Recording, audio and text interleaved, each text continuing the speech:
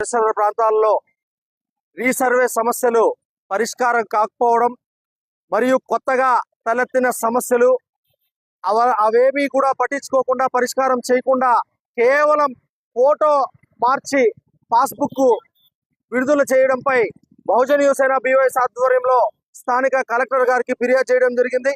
ఈ సందర్భంగా గత ప్రభుత్వంలో రీసర్వేల్లో చాలా తప్పిదాలు తలెత్తాయని, అలాగే చాలా సమస్యలు తలెత్తాయని, ఎవరైతే భూమికి సంబంధించి ఎక్స్టెంట్లలో, అలాగే భూమి కొలతల్లో, అలాగే ఎవరైతే అన్నదమ్ములు ఉంటారో వారికి కావాల్సిన సబ్ డివిజన్లలో వాటిలో అన్నిటిలో కూడా గత ప్రభుత్వంలో రెవెన్యూ అధికారులు సమస్యలు సృష్టించి తప్పుగా ముద్రించారని చెప్పి ఇప్పుడున్న ప్రభుత్వం వారు వాటిని అన్నిటినీ కూడా మేము రీసర్వేలో సర్వే చేయించి వాటిని అన్ని పరిష్కరించి మేము సరిచేసి పాస్బుక్లు విడుదల చేస్తామని చెప్పడం జరిగింది.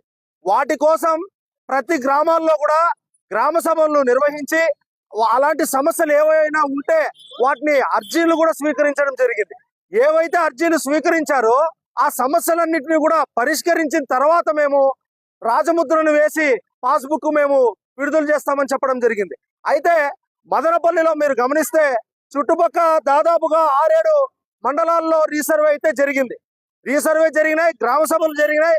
గ్రామ సభల్లో రీసర్వేలో ఉన్న సమస్యల గురించి వాళ్ళు అర్జీలు కూడా రిసీవ్ చేసుకోవడం జరిగింది.